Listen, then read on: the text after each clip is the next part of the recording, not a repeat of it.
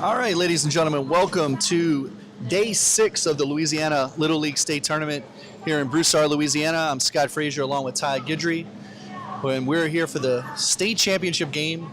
We're going against one of our old but new foes, or new foe, but it kind of seems old now that we've kind of seen each other a lot on the diamond, as Eastbank's going to be playing Ascension Parish for the 11 and 12 state championship. Eastbank has to win twice. The winner is going to advance to the Little League Southwest Regionals in Waco, Texas. First, we want to thank Supreme Toyota in Hammond for giving us the ability to do this live stream, to bring it to you back home and throughout the country.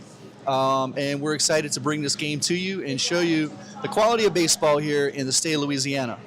So, Todd, how you feel today? I feel great, and this is becoming a familiar sight, right? Eastbank and Ascension. Yeah, and guess what?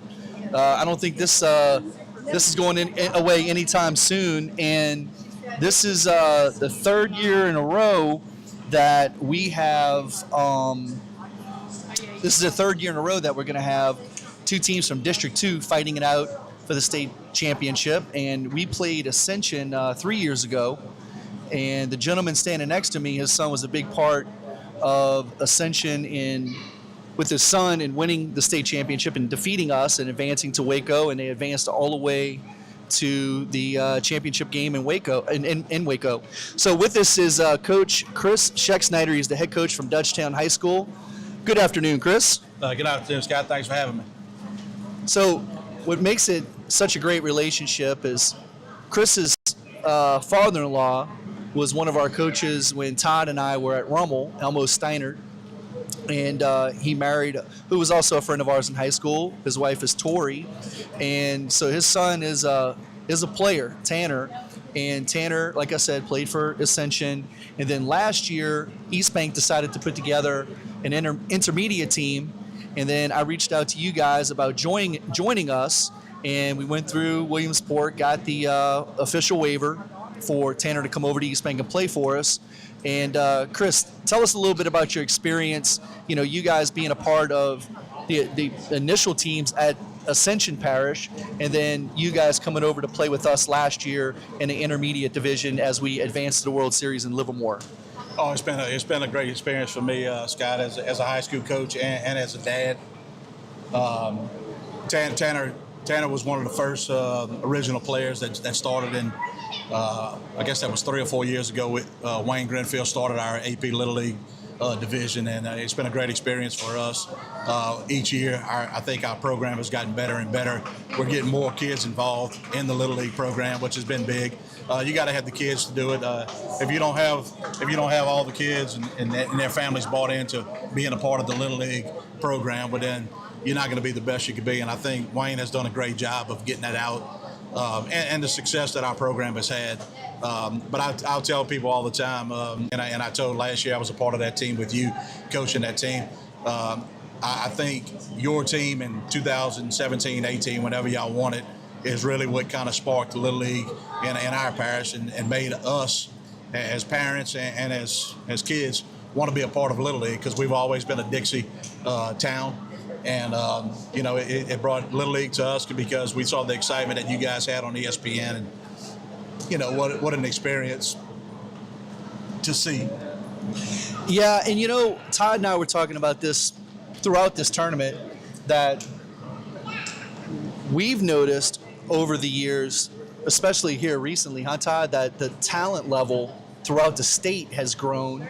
And Todd alluded to it, the 2019 team winning the Little League World Series sparked some interest, like you said, like even in your own hometown. But the level of competition has definitely risen, and it's gotten a lot tougher. Well, I think, so many kids are playing travel baseball now, and no doubt travel baseball is the route to go. And the competition that those kids are playing are really, really good, and they're getting a lot of games in.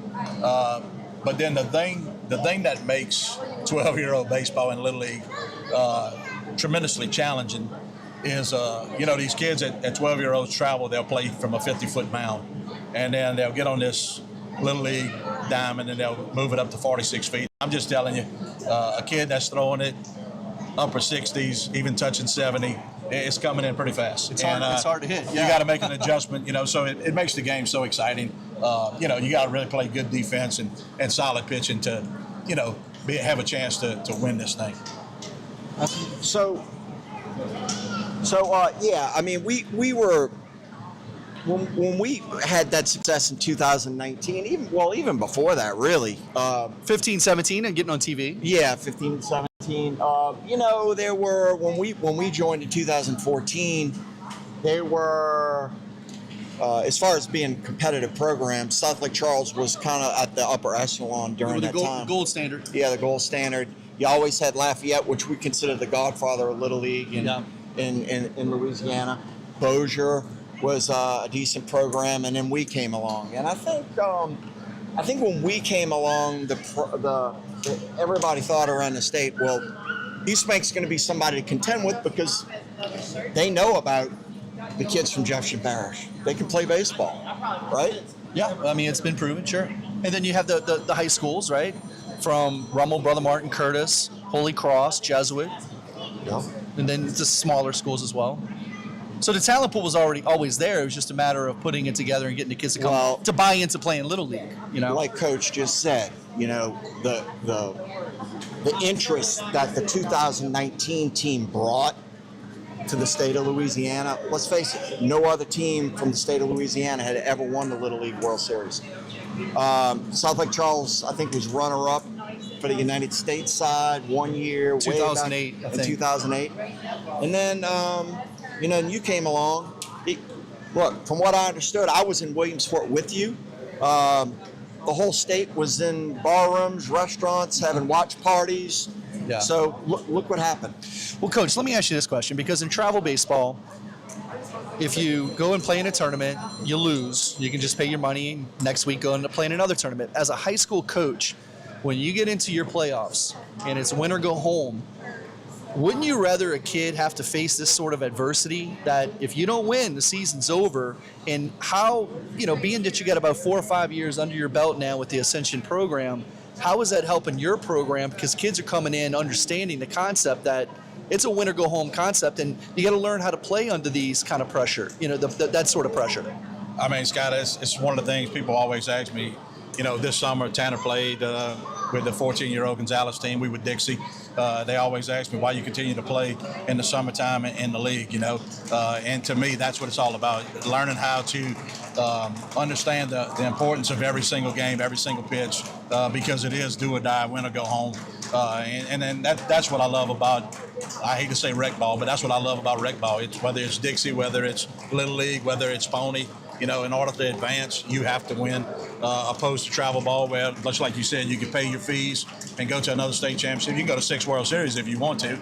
It's just a family vacation a lot of times, and I don't think kids appreciate the game as much at times from back in the day. To me, as an old high school coach, I wish in high school, more of the high school teams would go back to American Legion Baseball. Yeah. I know it's dying in the state, but I think it's something that kids establish a mindset to where, hey, we need to win. This game is important, right. And you learn how to play the game. It's not so much about what can I do individually to make sure I'm getting my exposure for the college game. It's I want to do whatever I can to help my team win, and that's something I think that's lost at times. But this to me is the next best thing. So do you think, Coach, that every weekend when you're in travel baseball and the kids, look, hey, we're going to go to another World Series next weekend, you think that mentally kind of affects them? Aside from the competition standpoint, I understand it's very competitive, but from a mental standpoint, you think that affects 11 and 12s, 9 and 10s? I don't know so much if it affects their play, because I think, obviously they're going out there and giving their best. But they are able, kids today are much, they are able to overcome a loss. Is JPR playing here tonight? A whole lot quicker than back in the day. Back in the day when we lost the game and it was a rec ball game, I was hurting and I was upset for a while. Kids today, you go to a travel World Series and they lose and it's no big deal. And sometimes even in a high school game, as a coach, you take a loss hard sometimes, and then you're riding home on the bus and you guys are cutting up and so do I think it affects them mentally? To a certain extent, Yeah. yes, I think it does affect them a little. But it's just something that, we have to deal with in today's world. I agree wholeheartedly about what you said about Legion Ball, and we could do about a 2-hour podcast on showcase teams and the money grabs of these college showcases and all this other kind of stuff. And the world has changed. You can go to a JUCO now, play 2 years, and still have 4 years at a D1. So at some point, how relevant are these showcases? And again, that's for another time, another place. But I would think those guys that are running those kind of programs probably have a little tougher time selling their product. The showcases, I hate to say this, the college camps, it's tough because so many kids are playing on a weekend, and then they'll go to a showcase on a Monday or a Tuesday. They just threw on Saturday or Sunday, they just threw 90 pitches, 100 pitches, and they got to go to this showcase on Monday or Tuesday, and no doubt about it, they're going to give it all they got. They're going to go all out with everything, and your arm's a little tired. You need a little rest. So the showcases it's the way you got to go, though. The college coaches want to see you on their campus. It's a big challenge in today's for the college coach and the high school coach. Back when we were in high school, the college coaches would come to our games, sit in the stands, and they watch you warm up. And I remember Beetle Bailey, back from LSU, back in the day when Skip Bertman was starting their program, he was telling us he would go sit in the stands, watch the kid that they're looking at warm up. The kid didn't know he was in the stands. And he said if the kid was screwing around and not doing things the right way, he closed his book and left. I think in today's world of what you just explained, a lot of that is lost. Like, from what I want to see as a coach, if I was a college coach, what I would want to see is not so much what you do after you hit a home run or you strike a bunch of guys out. What do you do when you hit a ground ball to shortstop or a lazy fly ball to the center fielder? Do you run it out? Are you just lackadaisical? Do you throw your helmet in a dugout? I want to see those kind of things. And in today's world of these and I said we weren't going to get into this, but in today's world of this stuff, I don't get it. I think a lot of this stuff is now lost because they're not coming to the high school games. And like you said, we no longer have American Legion that's somewhat relevant. It's not relevant anymore, and so you no longer have these college coaches coming out to those games. Because back when we played American Legion, those scouts were in the stands watching you and at your high school games, and it's just... Okay, so let's circle back around. That's, for me, the purity of Little League, and where we kind of started with this conversation is it's win or go home, and I know our program, just like y'all's program, we want things done the right way. We want, there's no shenanigans. You coached with me last year. A kid hit a double. We're not doing all that stupid stuff on second base. We're just not doing it. I like playing the game the right way. And Coach, I know you've been coaching for how many years? 18, 19 at Dutchtown? I've been at Dutchtown for 23 years. This is my 18th as the head coach. 18th as a head coach. Do you allow that kind of stuff, or I guess in today's world there's got to be some kind of leeway? I've gotten soft over my years. Well, and it's, they see a lot of stuff. We talk about it all the time. Me and somebody were talking about it last night. Might have been my brother-in-law, and we were talking about the big leaguers, and they get hit with a pitch, and they gotta stare down the umpire and just do different things, and or they'll stare down the pitcher, and just the mindset that those big leaguers give our kids at a young age that's all they look up to. So when Acuna slides into second base and he does a celebration, well, then the average little kid that's watching the Braves, he wants to do that same celebration because he sees it, and that's one of his role models. So I think a lot of that is come down from the big leagues, and then the college game is the same. But back to what you said earlier about the college coaches going out and watching. I get it. Their schedule is full. They 60 games. Their recruiting is nonstop. So it's a busy schedule for them. But me personally as a coach, and I can pick and choose which players I get coming to my program. I want to see how he walks in the park. Does he have on Crocs? Does he have his shirt tucked in? As soon as the game's over, is he taking his jersey off? Is he walking out of the stadium with his shirt unbuttoned? To me, those things are big. for my program because they're going to be a representation of our university at the college level, and I want to make sure our guys are doing it the right way. And we're talking with Coach Chris Scheck-Snyder. He is the head coach at Dutchtown High School. They were a part of the initial team at Ascension Parish, and we were fortunate to have Tanner come and play on our 13 intermediate team last year after we got a waiver for Tanner to come on over. And Coach Chris and I coached together along with Riley and Ryan, and I thoroughly enjoyed coaching with you. It was a pleasure, Chris. I loved seeing how you taught certain things, like when you would get out there with the kids with the pickoffs and all of those kind of things. And it was just a good time coaching with you. You're a good dude. I love your family. I love your kid. And I'm looking forward to seeing where Tanner ends up in the future because that kid's got a bright future. And but we went out to California last year, won the World Series. We beat South Korea. It was a great experience. Oh, it was an awesome time, Scott. I can't thank you enough for having us be a part of y'all program last summer and inviting me to help out. I mean, it was a great experience with a group of kids that all they wanted to do is go hard every day, and your saying was all gas, no brakes. Something I kind of take with me from time to time, and I can't thank you enough. You the man, Coach. You got any final thoughts with Coach Chris? I guess one question. So you're obviously an Ascension Parish guy, but you're a little bit of an Eastbank guy too. So who are you pulling for? Go AP, baby. Hey, but your world championship ring is with Eastbank, Coach. Go Eastbank. Love you, buddy. Thank you, Coach. Appreciate y'all. Number 5. That is a good dude, Todd.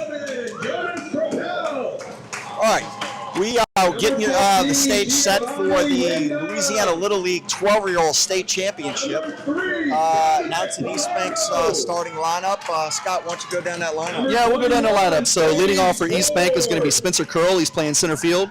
Batting second is Colin Johnson. He is the pitcher. 11-year-old. We starting on the hill today, Todd. Batting third is Cristiano Wyndham. He's playing first base. Cristiano had a pretty special game yesterday. He hit one of 2 bombs we've ever seen hit out of this ballpark for a grand slam.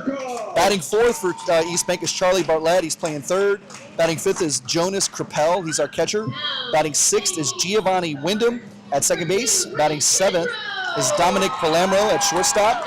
Batting eighth is Chase Ford, who had that fantastic complete game victory against Lafayette last night.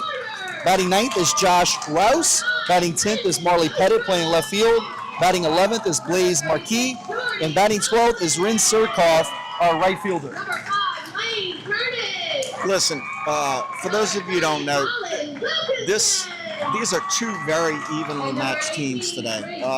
Obviously, Scott and I are rooting for Eastbank, but it's going to be a very close game. They played 3 times in the district tournament. I believe every game was decided by a run, if I'm not mistaken.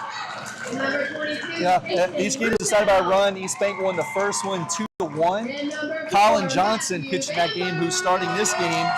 Threw 5 1/3, I think we said last night. Had quite a few strikeouts, not sure, I can't remember how many. It was either 8 or 10.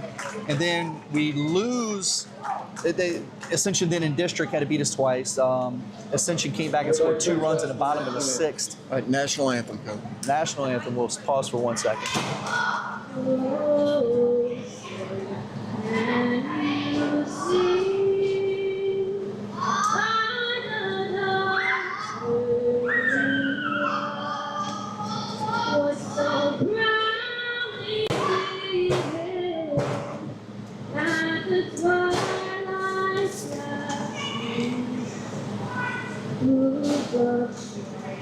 And right up through the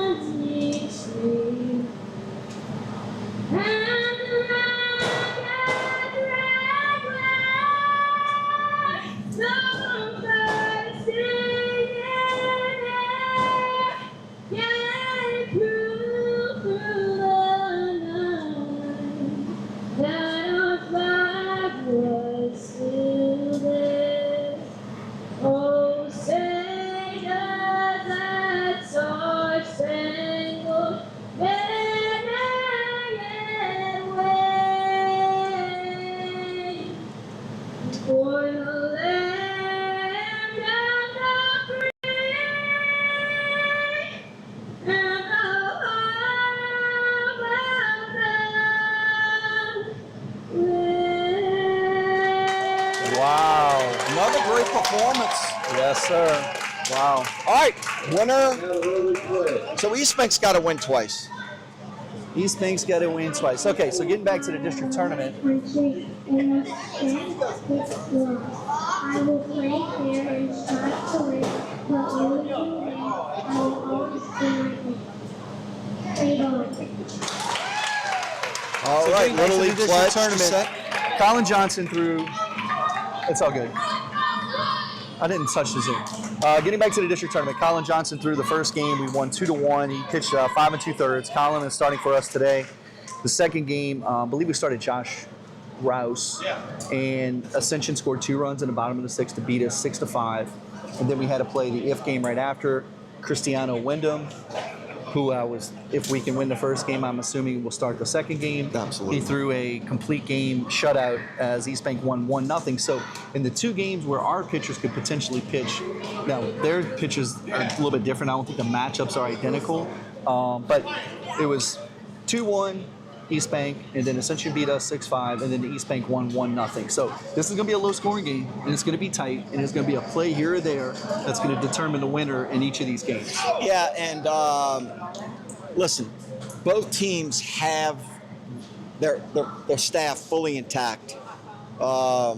Ascension's got everybody. I think we have 2 of our top guys to give us Well, 2. Ascension has everybody to pitch, and we are only missing. The only is Jace Ford, who pitched a complete game yesterday against Lafayette. So everybody else is available. So there's only out of with 2 teams on day 6 of the state tournament. Only one guy. There's only one guy from both teams that's not eligible. What does that pitch go to today. show you? That's correctly managing your pitching staff. Good job by the coaches, yeah. So Todd, we are now playing in our 11th straight 11-12 major state championship game in Louisiana. That's a record, obviously. Starting pitcher And, for Ascension Parish, number doesn't get old. 32. Dave No, it's Porter. always an exciting time. And did you mention we're 5-5? We're 5-5. Yeah. Okay. All right. Hopefully we on the positive side after this one. Yep. Winner goes to Waco, Texas for the Southwest Regional, which would be August 31st.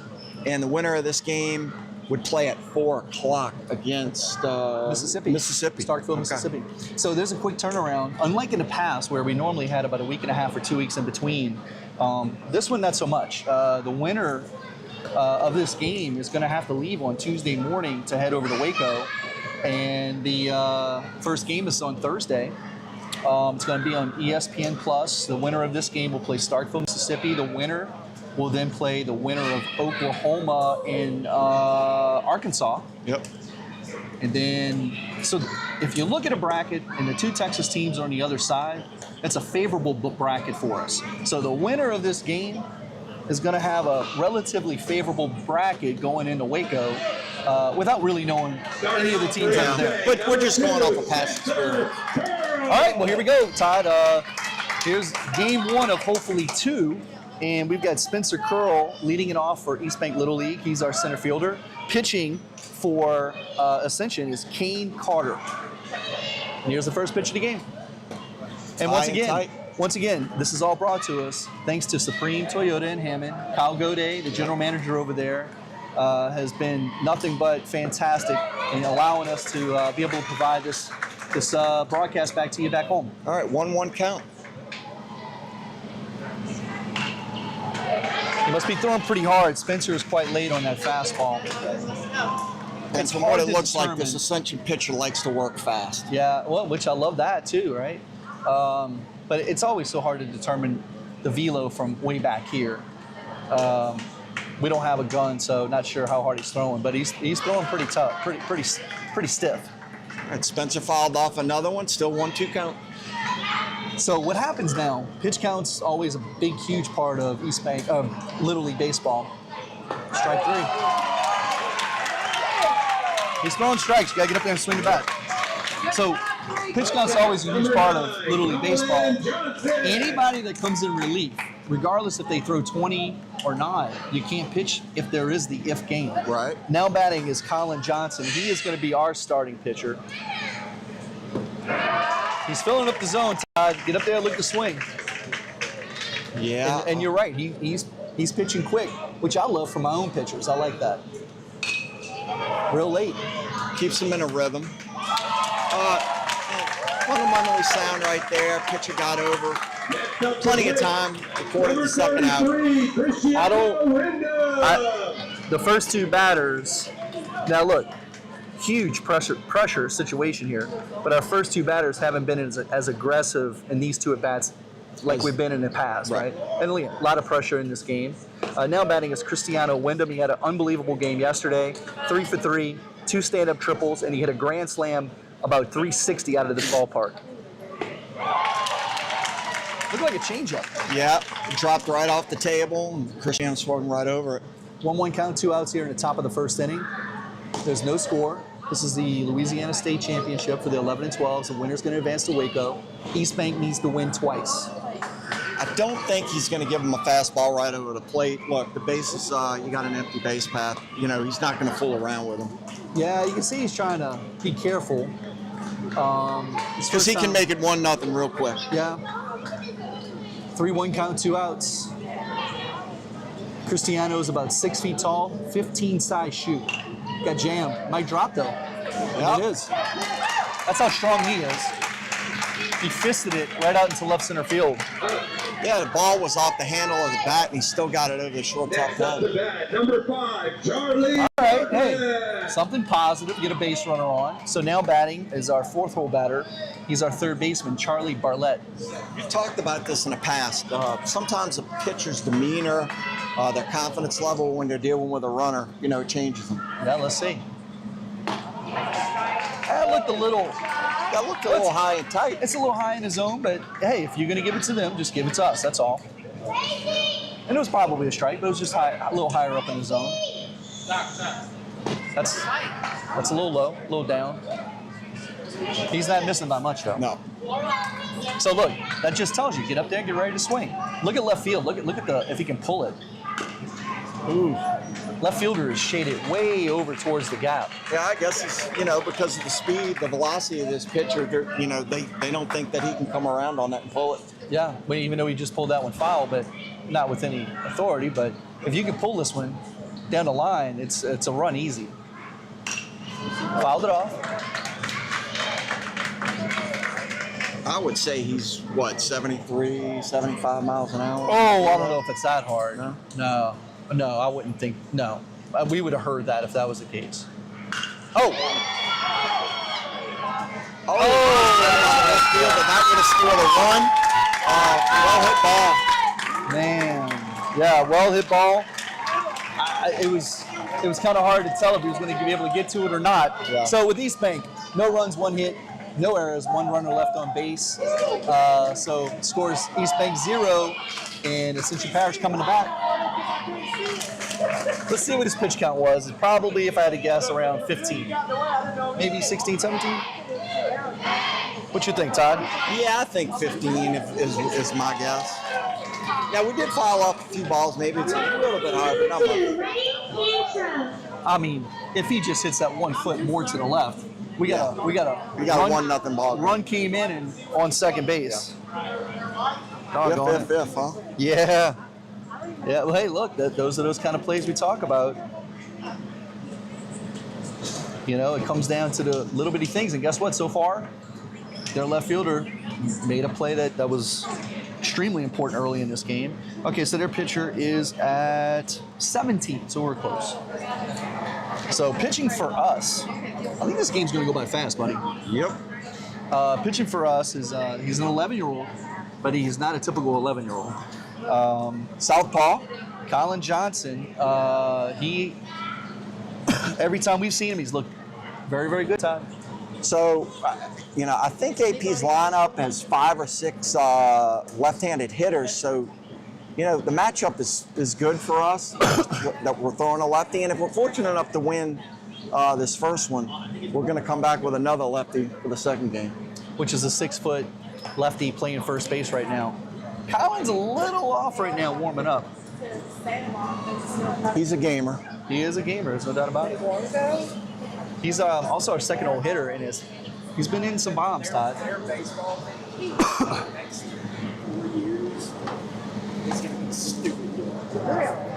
So, how you feeling so far about this? You know, Coach, I'm nervous as heck. You know, if I'm going to be honest, I don't know which way this game's going to go. I really don't. It's going to be tight, and it's going to come down to a play here or there. Two well-coached teams. Ascension Parish, they've been around now for about 5 years. Yeah. They've made it to Waco once, and when the year they made it to Waco, they made it to the regional championship game and fell just short. I just need Colin to believe in his stuff, you know, fill up the zone with strikes. Now batting for Ascension is Raf Cantro. Ball low. You know, again, both teams, very important with pitch count because if this does go to a game 2, you need as many pitchers as possible to get through that game. You know, for an 11-year-old, we talked about this the other day. I don't know if I've ever seen a kid with such composure, especially in a situation like this that I've seen with Colin Johnson. Oh my, we don't want to do that. Threw it behind him. Lucky he didn't get hit. I don't know how he didn't get hit. I thought it hit him, but there you go. All right, 2-1 count.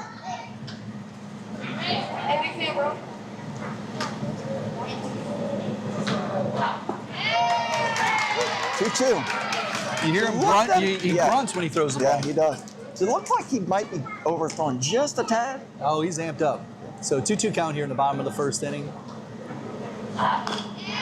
It's going to be a tough play. It's going to be tough. Get there. Drop the ball at first. Tough play.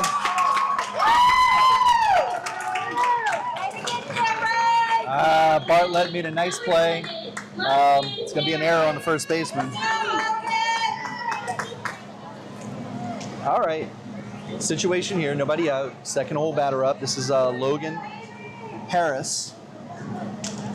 His dad played for LSU back in the day, Clay Harris. Nice pitch. Curveball will start him off. He does grunt when he throws. Yeah, he does. Don't see that much in 11 and 12s. No.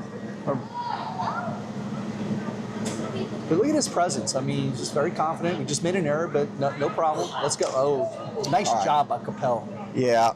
And, you know, we talk about it every game. You know, can't have pass balls, wild pitches. Right now, he's got to, okay, I'd telling him, take a deep breath. He looks like he's just too amped up right now. He's got to calm down just a tad.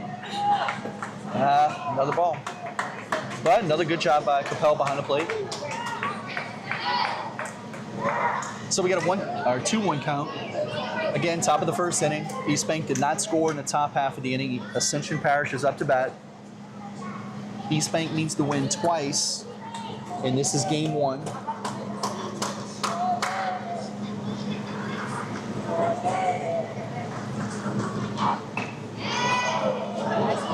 Somebody's got to pick it up. What's going on right there?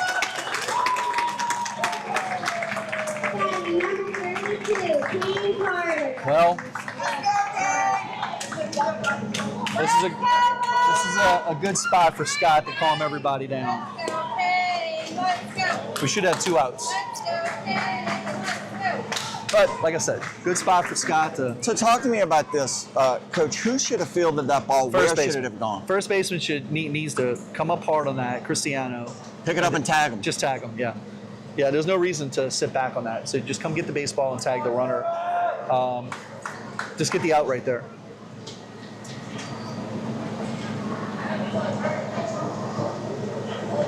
I mean, this is how it's such a fine line between, like, if the left fielder doesn't make an outstanding play. Yep. You know? We talked about it in the beginning. You know, it's going to come down to a play or two. Hopefully All right, well, we can recover now from batting is Ascension's pitcher. It's Kane Carter. So you know this kid is an athlete. He's a big, strong kid, man. So nobody out, first and second.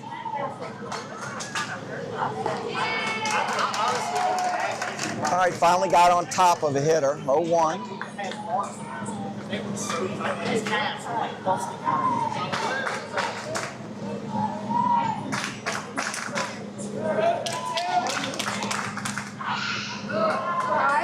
his misses are missing too much. Like it's not like we're right around the plate. Our misses are too wide.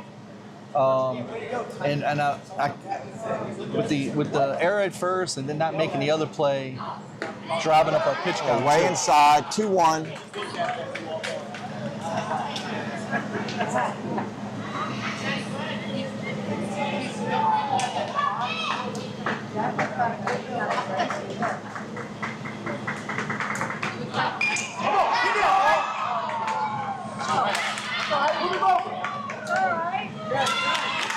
Thank God that was hit directly at our center field. Yeah. That was an absolute shot.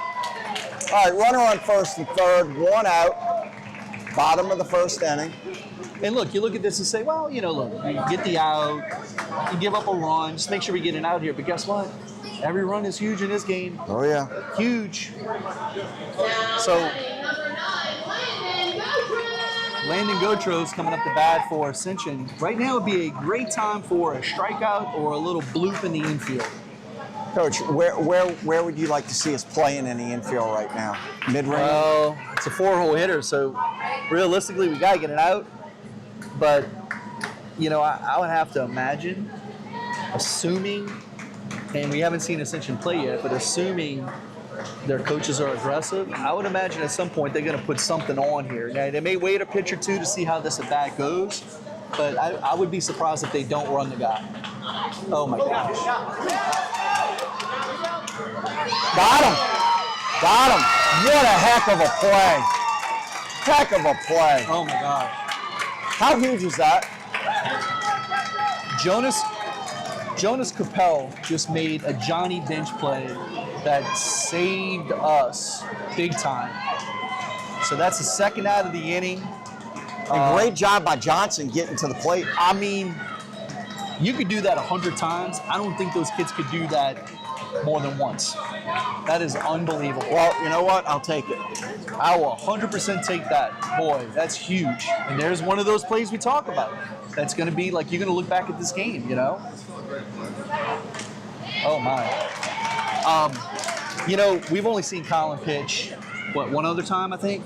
Yeah, and I think it was against Lafayette, on Saturday.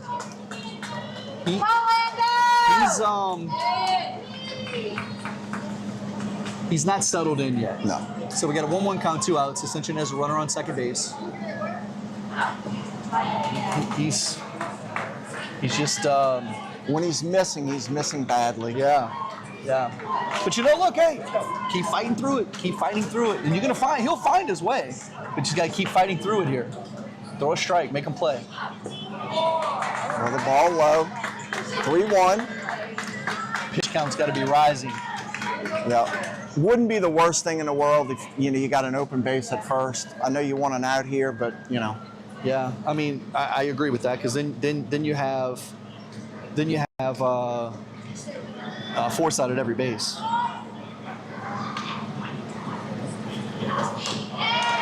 All right, filled it up, 3-2. Let's hope we can come back with a... All right, let me check and see where Colin's at on his pitch count.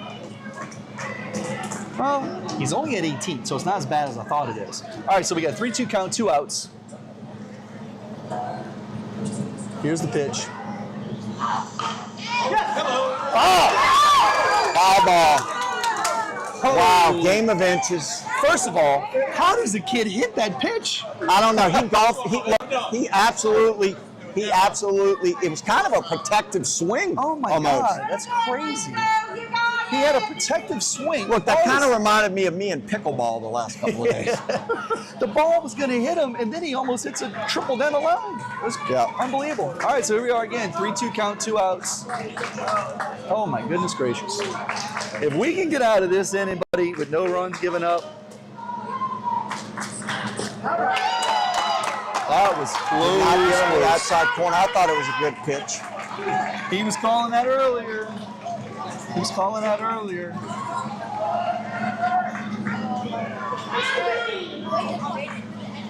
Holy moly. All right, so he's the catcher. So they're going to do a pinch runner for him. So now batting. This is a right fielder, Jordy. It's in play. Ascension batting, we're at the bottom of the first inning, 0-0 score. Oh my goodness gracious. It just looks like he's overthrowing. I believe if we can get out of this inning, just get out of this inning, I think you give him a minute to go calm down. I think he'll be fine the rest of the game. But right now, he's just off, man. You know, look, what I want to see right now also defensively, that third baseman's playing a little tight to the bag, you know, playing up. Play back. If you can't lead, there's a force all around, so do whatever you can to keep that ball in front. I don't want him playing even with the base right there. I mean, it goes for Cristiano at first base too, you know? Well, all these left-handed hitters that I thought we were going to see. I guess they're all at the bottom of the lineup. I'm going to take this one. I still wish, we could have got the call. It was certainly a borderline call on the batter before in the 3-2, but that would have been nice. But here we are. 1-2 count, 2 outs. Runners at first and second. Still no score. Bottom of the first. That's trouble. All right, we out of it. Holy cow, that's absolutely huge to get out of this inning. That could have been trouble, especially when you're considering Kane Carter came up and hit a shot to the center fielder. As tough of an inning as he had, Coach Scott, only one hard hit ball to the center fielder, line drive out. That's right. So no runs on one hit, one error, and 2 runners left on base for Ascension after into 1 inning of play. Eastbank 0, Ascension 0, and again, to put it all out there for you, Eastbank needs to beat Ascension twice. If there is an if game, the if game is going to be after this game. So hopefully, Todd, we have a late night driving back to New Orleans. I'll take it. There was a lot of scary plays in that first inning. Ooh, probably for both teams, because, I mean, you know, we hit a shot. Charlie Bartlett hits a shot to left field that's going to easily score a run. And their left fielder, who's Kellen Wilkinson, makes an outstanding play. And then, you know, after an error and then kind of some miscommunication, you know, we're fortunate that their guy hits a shot right at our center fielder. So far for Eastbank in this tournament, we've struggled a little bit in the first inning and then settled down really well after that. And look, it's easy to understand why it's there's so much riding on the line in this game. The winner is going to go to Waco to represent Louisiana in the Southwest Regional, and you get that much closer to making it to Williamsport. Right, there is a ton riding on the line. So now batting is our catcher, Jonas Krappel, who made an outstanding play on the pass ball in the first inning. Threw out the runner at home plate.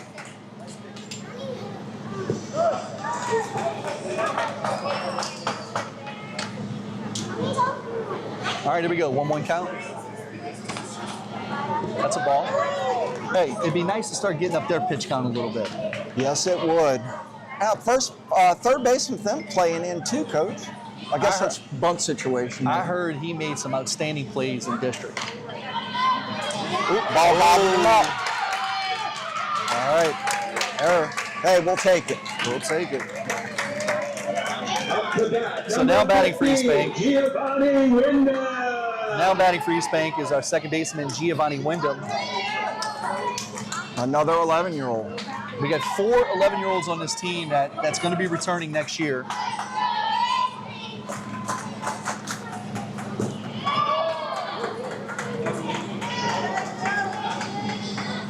All right, in these types of games, which are normally very close, you know, I know Coach Scott, you always like to press on the base paths, manufacture runs. Yeah, but you know, the third baseman's creeping up so hard, and you can't lead. So, and I think that kid is a very good ball player. I think I'm swinging away right here because he's pressing hard, and he did. Okay. Got to find a way. Once again, everybody shaded to the right. They're not expecting us to pull the ball.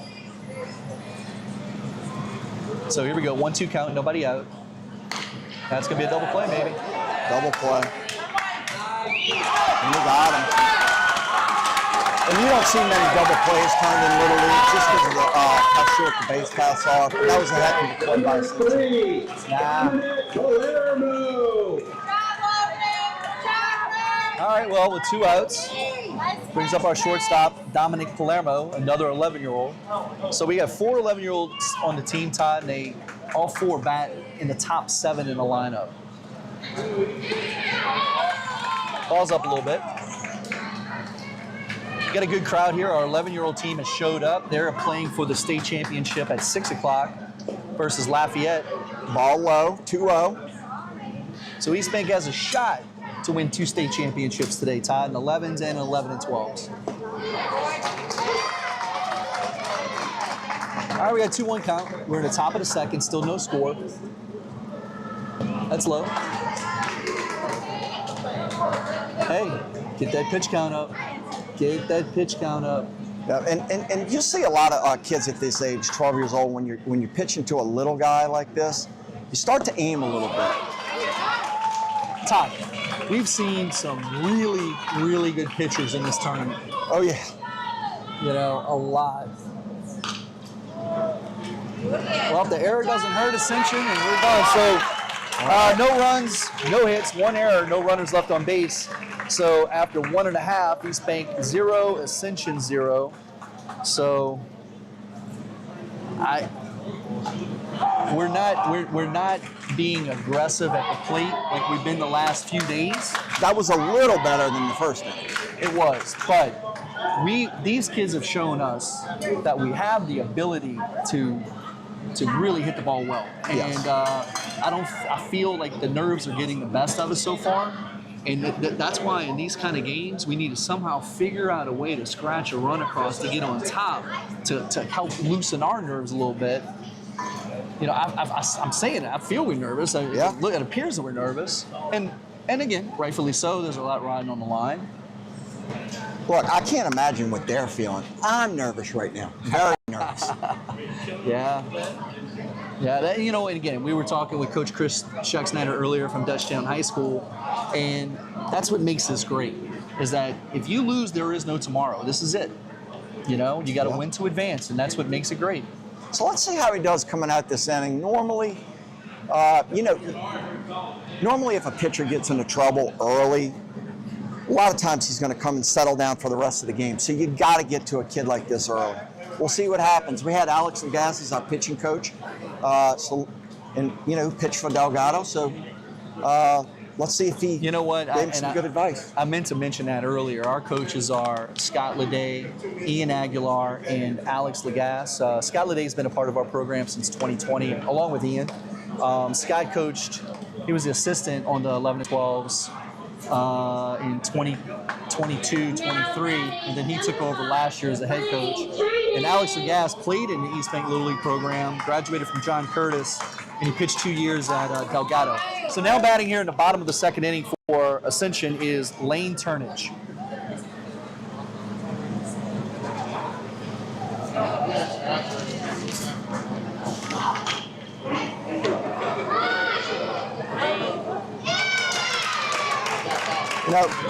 Kind of a defensive swing right there. We saw that when the ball barely went foul down the left field line. Hey, I'll take the 1 pitch. Yeah, I'll take it. Trust me. I'm not complaining about it. Oh yeah. But no, what I'm saying is, love the 1 pitch 1 out. We need to get back on track on our pitch count here. Yeah, we need 2 more of those this inning. So now batting is Kelvin Wilkinson. He's the left fielder who made the really nice play in the top of the first inning on us with 2 outs. You see, that ball was in the same location that we didn't get the call last inning. That's true.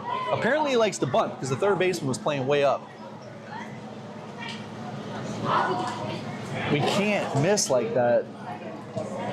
Just when you miss, you need to be around the zones because maybe they're going to swing at something, right? Get them to fish a little bit. But when you miss that bad, they're not fishing. All right, 1-1 count, 1 out. Bottom of the second inning. Nice pitch. Go get it.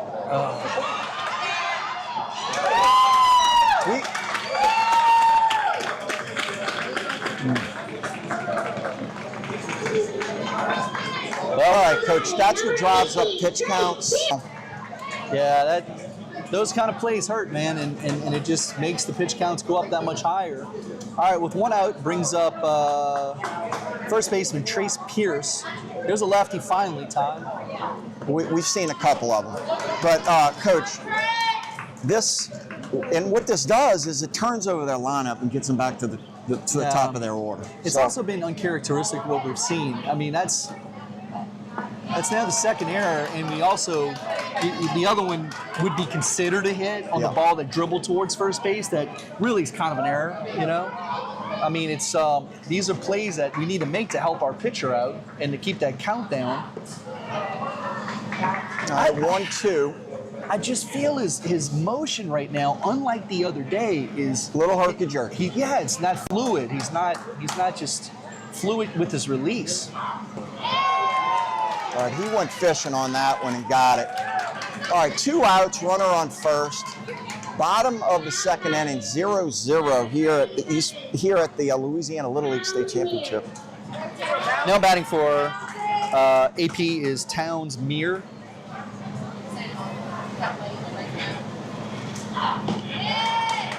That ball's in. Third baseman kind of creeping up. I would imagine probably some of these guys at the bottom of their lineup probably like to lay it down. Got it. Right. That is a strike, but didn't get the call. 2-0.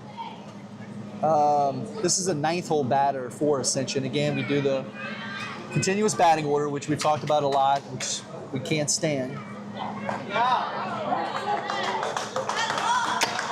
You know, if we make the play earlier, this batter's not up, and we're sitting in a dugout. And this is the kind of thing we were talking about before. It's just you got to make the plays you can make. Ball inside, runner on first and second. This is uncharacteristic of Colin Johnson. But again, he's 11 years old. Look what's on the line. All right, now batting is the 10th hole batter for AP. It's Cohen Semino. He is their third baseman. I heard a lot of good things about his defense from district.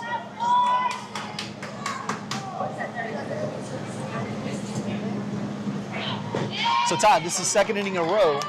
Ascension Parish has runners at first and second with 2 outs. A lot of base runners on the base paths, Todd. And it's all self-inflicted. It is. It's absolutely self-inflicted. Jeez.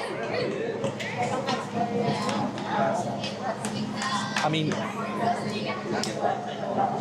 we need Colin to go deep into this game. Absolutely. And right now, it's not looking too good. All right, good. Get out of another one. So, in the bottom of the second for Ascension Parish, no runs, no hits, 1 error, 2 runners left on base again for AP. He scored 0-0 after 2. We're flirting with disaster, Todd. Yeah, let's hope we don't fall in the fire. Yeah, I mean, so in 2 innings, they have, it's 1 hit, but the hit is the dribbler down to first base. That's their hit. There's really only been 1 hard hit ball. I'm going back to the first inning, that line drive to the center field. Well, you mean for them or for both? For them. For them, yeah. Yeah. Because we hit up, Charlie Barlett hit that ball hard to left field.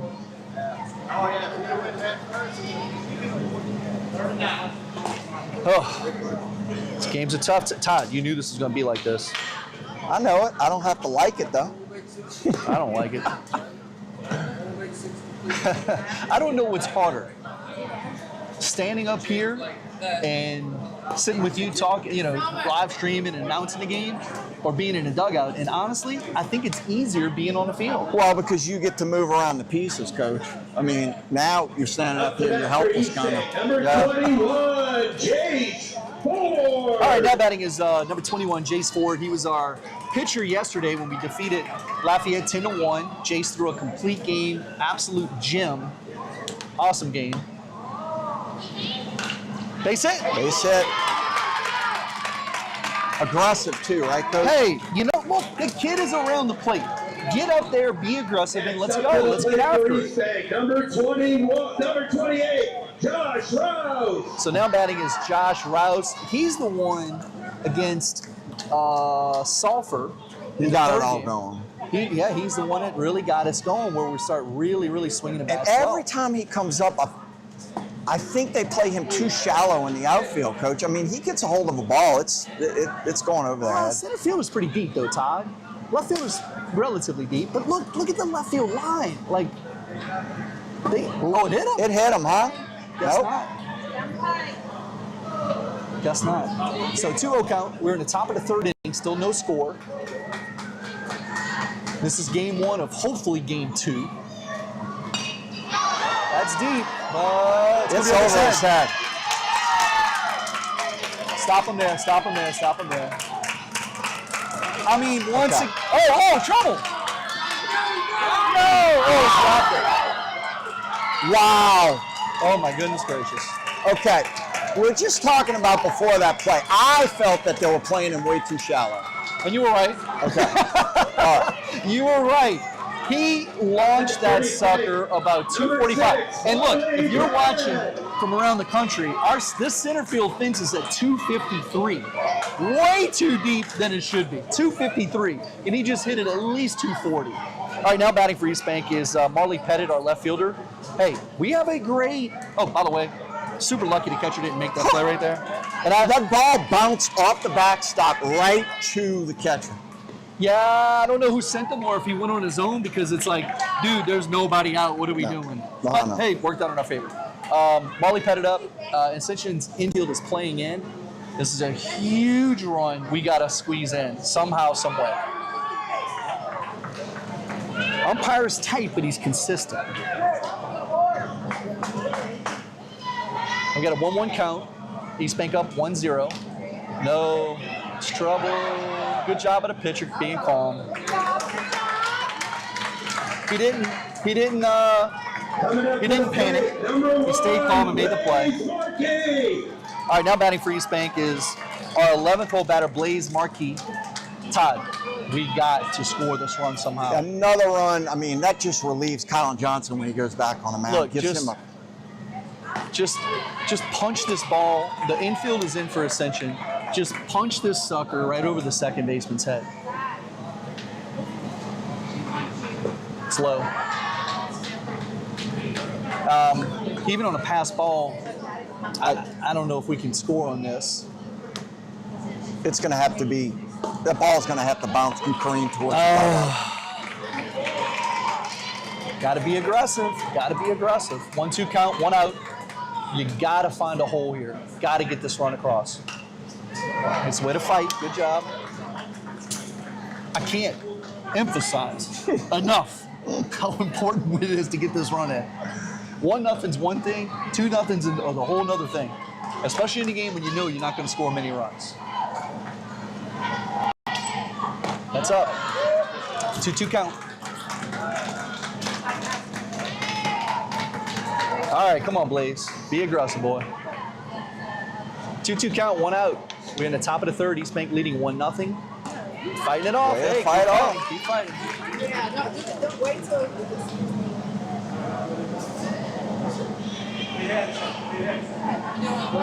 Hey, again, 2 great programs. Eastbank Little League, Ascension Parish, battling it out, right? And these are definitely the best 2 teams in the state. Ooh, he just missed that one, Coach. He did. But isn't this fun? Oh, These are the best 2 teams in the state. We play, a lot of friends on both sides of this diamond because probably a lot of guys are from Metairie.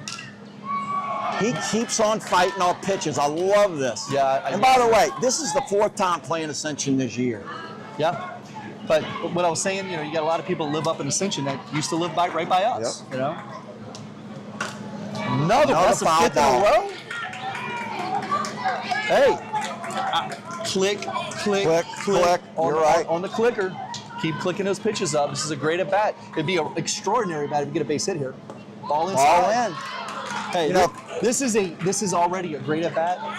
We need him to have like an exceptional at bat and somehow, some way Get to first base. get this ball. Look at how much they're shaded to the right. That's up. That's up. What a All bat. right. Incredible at bat. Wow. Incredible. That All had right. to be a 10-11 pitch at bat. Yeah. We're up to a 12-hole hitter, and I've said this before. This is not your typical 12-hole hitter for us. Yeah, so this is Ren Surkoff. He's our right fielder. He's a totally unselfish player. He's been sacrificing himself the whole tournament.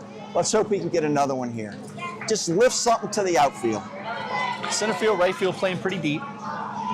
Got a little right, mound mound visit. Yeah, good time for that for the Ascension. So to kind of give you, this is the Louisiana Little League State Tournament. This is the championship game for the 11 and 12 majors. The winner is going to advance to the Southwest Regionals in Waco. Eastbank lost earlier in the tournament to Lafayette 3-2. Fought our way back through the losers bracket. We beat Sulphur, we beat Mid-City, and we beat Lafayette. And now we have the task of having to beat Ascension Parish twice. Yep. And it's a tall task, but you know what? I think we're ready for it. Obviously, the kids have proven that we're ready for this battle. 1-0 East Bank. Top of the third, one out. Runner on first and third. So it's going to be interesting to see if Coach Leday decides to put something on here. So here's Ren Surkoff now batting.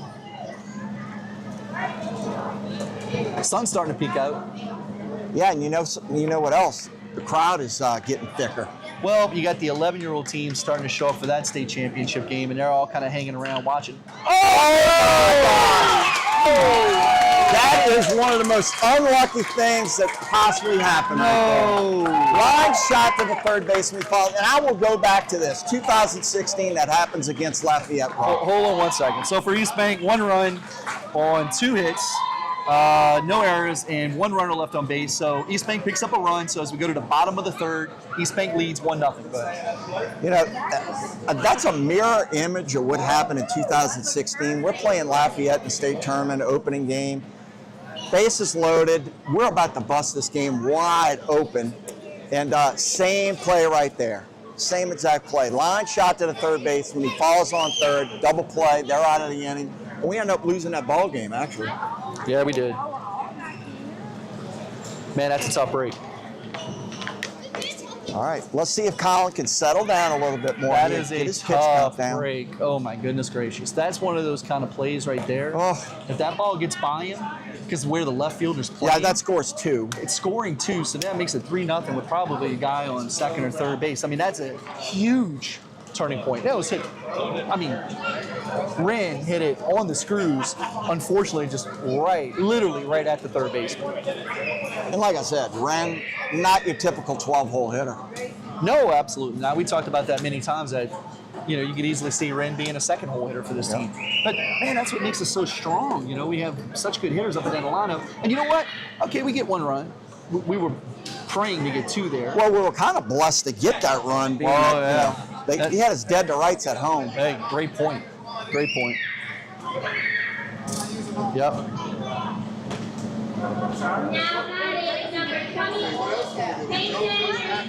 It's just fun. It's fun to sit here and see these two programs battling it out. Okay, so no batting for Ascension Parish's 11th hole batter, Kason Roussel. Checking to see where we're at with pitch counts here.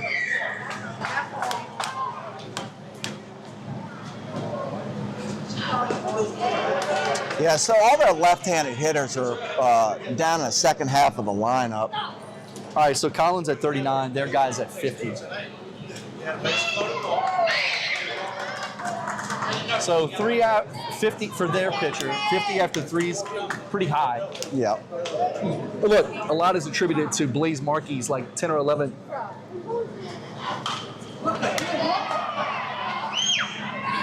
All right, fly out to center field. That's good.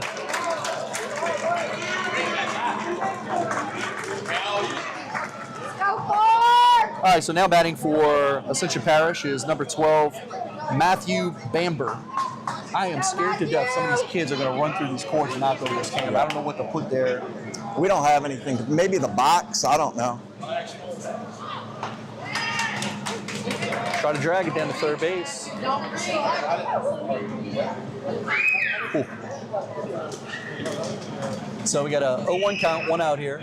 Bottom of the third, Eastbank leads 1-0.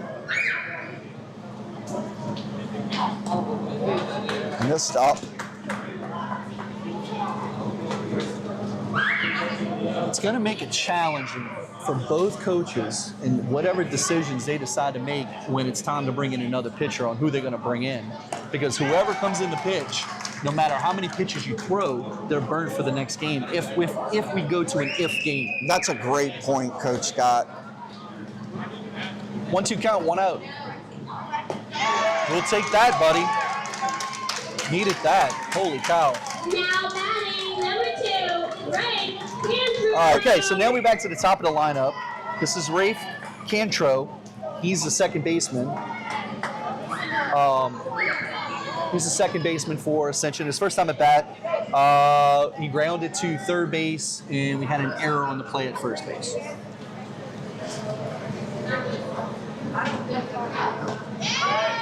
The ball was out.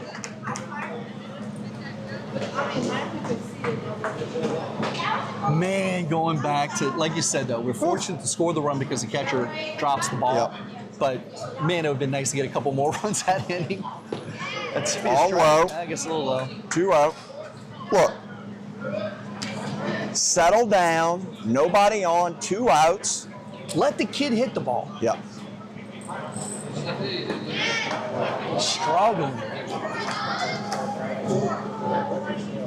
3-0 count. Man, we had an opportunity here to get out of this inning quickly with little to no pitches to get ourselves back on track. You know, we got to help ourselves out here.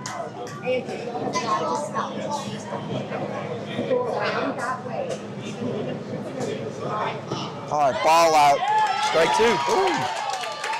I think that was a gift right there.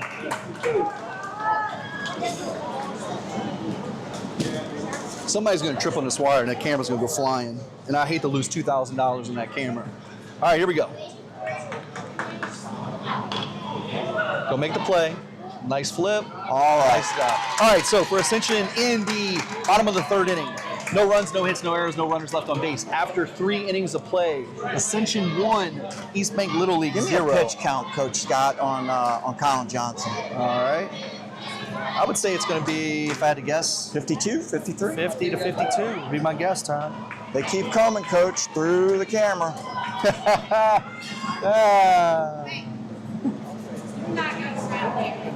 Oh my goodness gracious. All right, so let's see. Colin Johnson, 52 pitches.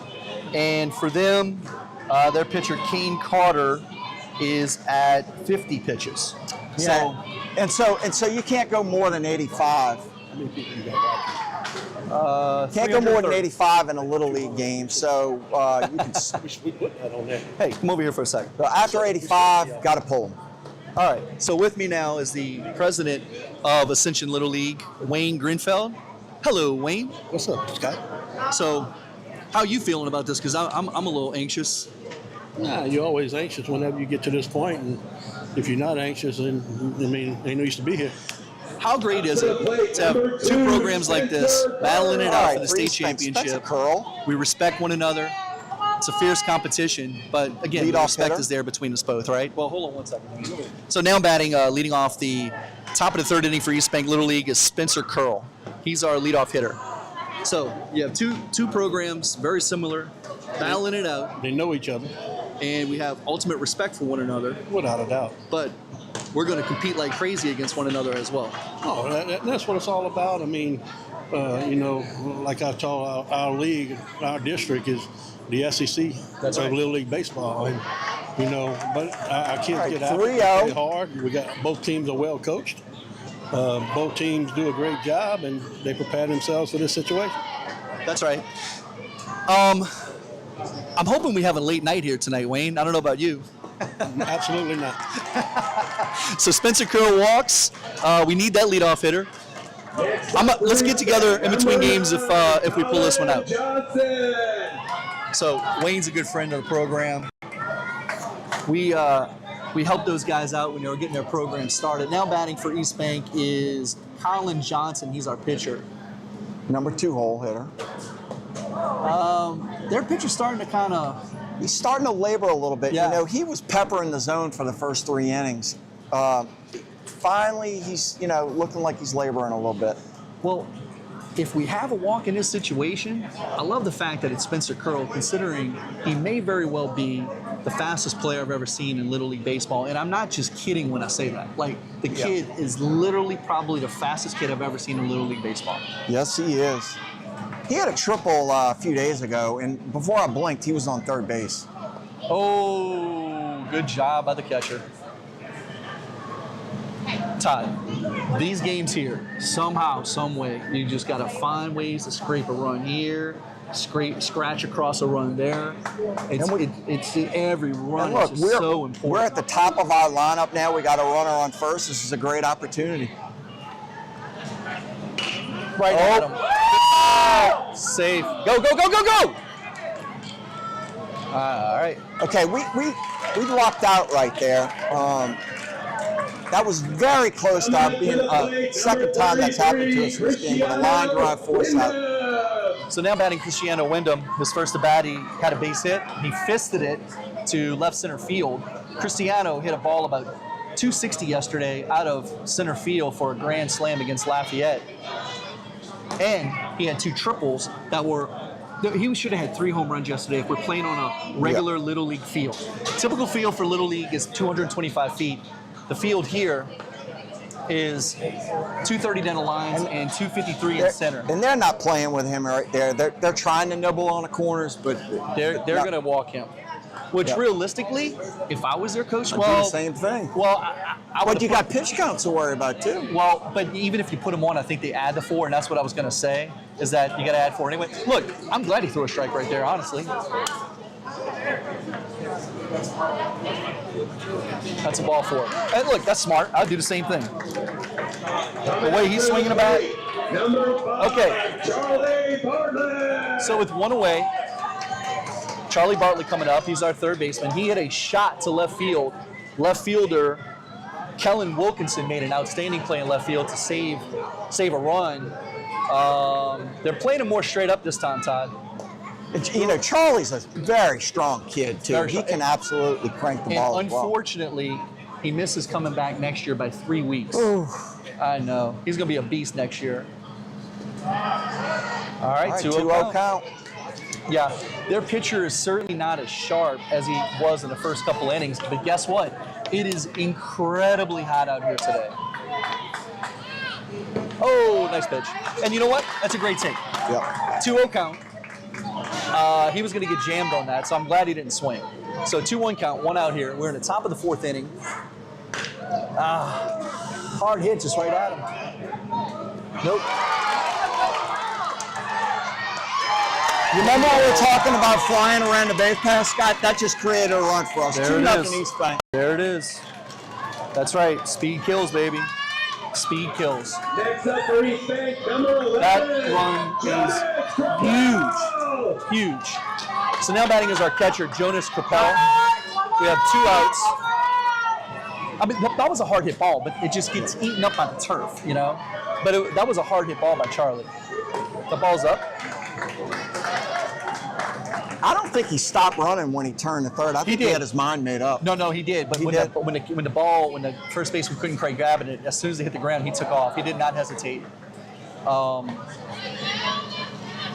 And we were just talking about it. Fastest kid I've ever seen in Little League baseball. Couple of tough breaks this inning for Ascension. Missed again, 3-0. All right, we're going to take here. You might even look to take 2. Like, just keep getting this kid's pitch count up. Force AP to have to make some decisions. 2-0 or 3-0? 2 outs. Oh, it's 3-0 count. 3-1 now. But we're getting, like I said, the coaches are going to have some difficult decisions to make later in this game on who they're going to bring in to pitch. Pitch is low. It's hard to see the angle from the low down here, but obviously that pitch is down. So Capel draws a base on bounds. Now batting is Giovanni Wyndham. Another mound visit for Ascension Parish. I wonder if the coach is going to make a change here. Where's he at right now, Coach? I'm pulling it up. Let's see.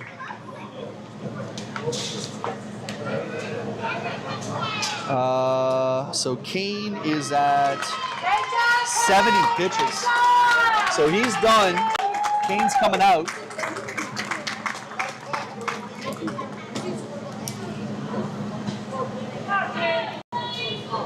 And let's see who this is. Is that number 1? Number 2. number 2. Okay, let me look at their lineup and see who we got. And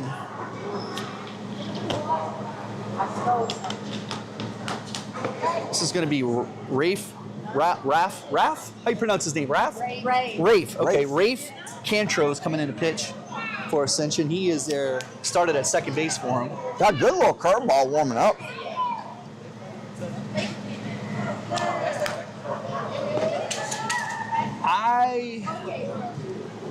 My guess would be, because I know that Ascension has a ton of arms, okay? So my guess would be, without knowing anything, I don't have a clue on who their guys are and who they aren't. I would have a bet that this kid's probably in the middle of their pitching rotation. Yeah. And they're not going to throw, if the kid that started against us was their 1, they're not going to touch their 2-3 unless they're going to close out a game to win, is my guess. So again, now batting is Giovanni Wyndham. Now pitching for Ascension is Rafe Cantro. And I'd probably do the same thing. Yeah, exactly. I mean, 2-0. Hard to score. I mean, you know, Ascension's batted halfway through this game. We're fortunate that we haven't given up a run because we've thrown a lot of pitches. Nope, off the plate, 2-0 count. I mean, you can say that, you know, umpire is, he's with the zone. Like, he's not giving you anything off the plate. All right. Slow curveballs. 2-1 count. You know, it'd be nice to see Giovanni hit one in a gap here, score a couple of runs. Oh, no, you can't do that. You know, that was a ball outside. That would have been good take right there. Yeah, but you it know, is what it is. Tough play because it's like, Giovanni, you only have 1 strike. If you get full, hold that bat back. Right. But anyway, we pick up a huge run on a couple of errors by Ascension. So Eastbank 1 run, no hits. I don't mark the errors, but I think it was 1 or 2 errors by Ascension in that game, that inning.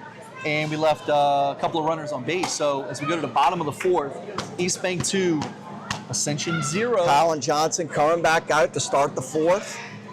They believe he's at 52 or 53 pitches right now. 52, and they've got 2, 3, 4 coming up to bat. Now, here's this deal. We've talked about this to nauseum about the continuous batting order and about how much we think it stinks and it's taken away from the game and taken away from the ability to allow the managers to make decisions. However, this is what we play by. And the good news for us at this point in this game is that they're at 2, 3, 4, and these 2, 3, 4 may never see the plate again if we throw strikes, make the plays we're supposed to make, right? So that's where Ascension's in a hole right now because they know this too, and they know that they probably got to make something, at least scratch a run across here with the top of their lineup, you know? This is the inning they got to do it. Now, that's assuming that we play cleanly in the field. That's what I said. Make the plays we're supposed to make, and we haven't uncharacteristically have not quite done that in this game, but there is so much riding on the line in this game, man, you know? It's understandable. So now batting for Ascension is their shortstop, Logan Harris. He'll be the kid that's going to start in the second game if we play game 2. Starts him out with a high fastball.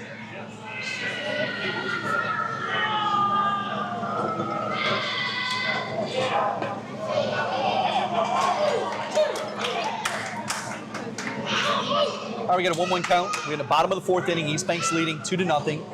Eastbank needs to beat Ascension twice. The winner is going to advance to the Southwest Regionals in Waco, Texas. Hit him. Right on the knee. Let's hope this kid's all right. That squared him up right on the kneecap. It did. Yeah, that hit him in a bad spot. Well, not the way you want to start off an inning. You know, especially with the meter there already, you got to get the leadoff guy. Yeah. Yeah. Well, yeah, he's having a tough time walking, man. You said he hit him in the knee. I wasn't quite sure exactly where they got It him. looked to me like it was the kneecap, but You know what's if not, it was the shin. what's a concern for Ascension is if we're able to win this game and go to a game 2, I'm assuming that's the guy that's going to be starting in the second game. That's got to be a concern for them because that's his plant foot or plant leg.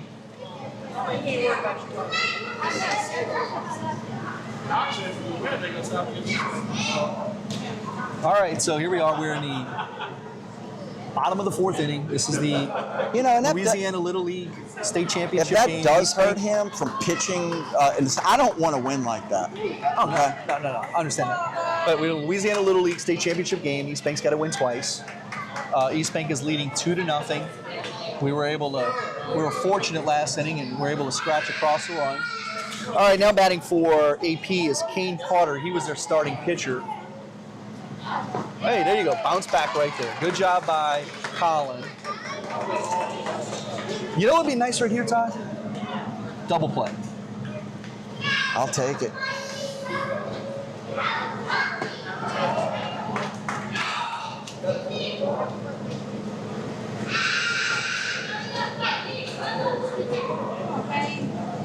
All right, here we go. 1-1 count. Nobody out. Bottom of the 2nd. Bottom of the 4th. I bet you Coach Leday's wheels are turning right now. 2-1 count. We cannot give this kid a free pass. Can't happen. 3-1.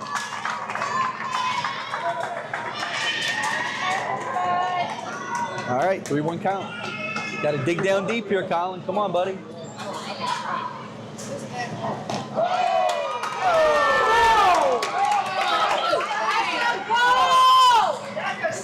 It looked like a strike to me. It was close. I mean, it seemed like right on the threshold. I mean, but again, we're kind of far back, but the ball was definitely close. One of the most important pitches of this game, I'd say. Absolutely. And he lost him. He hit him. My gosh. All right, we need a mound visit, Coach Frazier. The whole game, even though he hasn't given up a run, he's just been struggling through the whole game. Scott's not making a move and not going to go talk to him. And hey, he knows his players better than anybody. But goodness gracious, you go up 2-0, then you plunk the first 2 guys up for Ascension in a critical spot in the game. All right, now batting is Landon Gotro. He's their catcher. He's the one that, he walked last time at bat. Foul ball. Ump was a little late calling that foul, Tom. How big would a strikeout be right now? Yeah. Tight. Or a lazy fly to the infield. Important part in the game, buddy. 0-1 count, nobody out. 1st and 2nd for Ascension. Bottom of the 4th, Eastbank leads 2-0.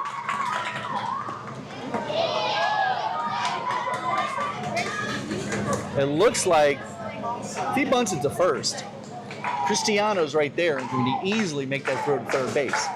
But for the love of God, get it out. Great bunt. That's so Incredible big. play by our catcher. He's so light off of his feet, Coach, coming out of his stance. He has made one play after another coming out from behind the plate. He has been doing an outstanding job behind the plate for us. Outstanding job. All right, now batting is right fielder Jordy Timplay for Ascension. He's so quick coming out of the stance. 1 out here, 1st and 2nd. Nice pitch.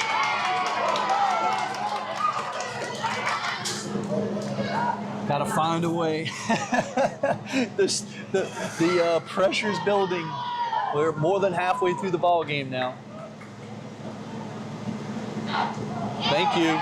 You know, Coach, I laid off my Monster Energy drink today, but my heart is beating out of my chest right now. It's so bad for you. Please stop doing that. Okay, Coach. 0-2 count, 1 out. I was outside. 1-2 count, 1 out. Ascension with runners at 1st and 2nd. We're in the bottom of the 4th inning. Eastbank is leading 2-0. Center field's pretty deep there, Todd. And right field. Oh, my. Surprised he swung at that in that situation. That was way I'll outside. take it. Way outside. Yeah, we got some help there.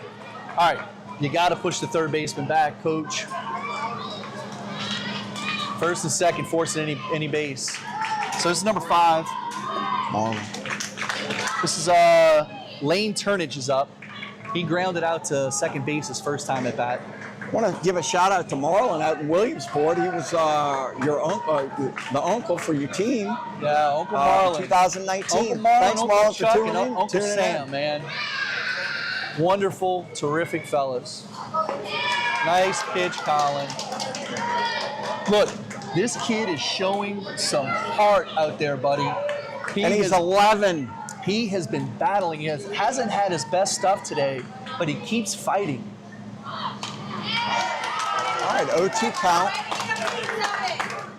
You know, we've been in a jam 3 out of the 4 innings so far, Coach. He's gotten us out of it every time. Well, let's hope we can do it one more time here, Todd. Outfield's playing real deep, especially in right field. All right, here we go. 0-2 count, 2 outs. Yo, he got him! Oh! Oh my goodness, I think that was. You can't ask for a better pitch to have somebody, bite on. I think that was a strike. Okay, 1-2 count, 2 outs. Here to go. Check him, check him, check him, check him. No check. Check him. Oh. It was close. It was close. I wish we would have got the 0-2 count. I think it was a strike.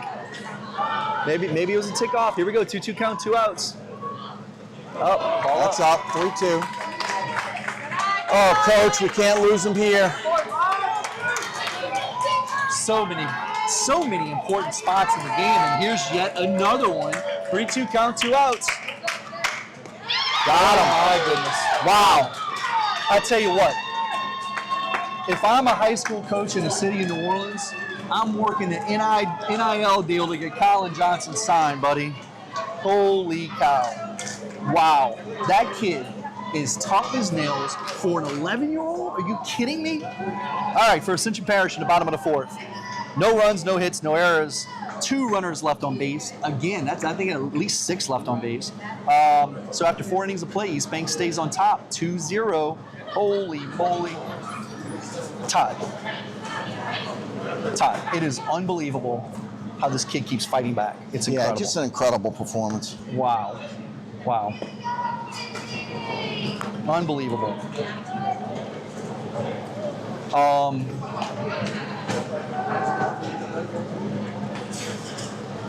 So here we are. We're already at the 5th inning, Todd.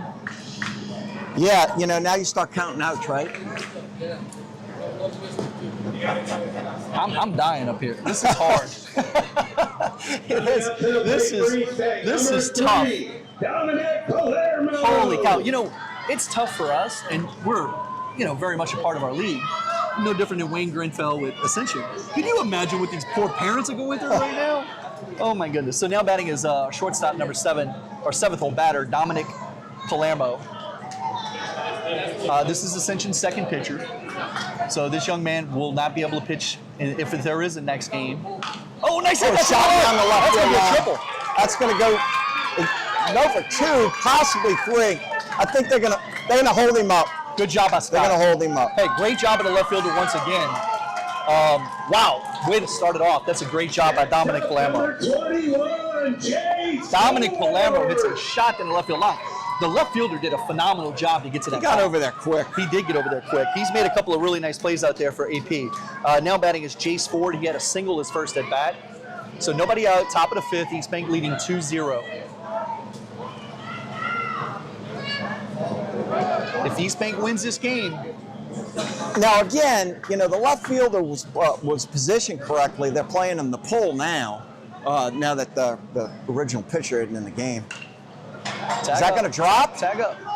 That's going to drop and get by him. That's going to score a run. That might be an inside the park. That might be an inside the park. He'll stop him at 3rd, I think. He'll stop him at 3rd. Okay. Watch the throw. That ball was kind of in no man's land. was. At his feet. Yeah, it was.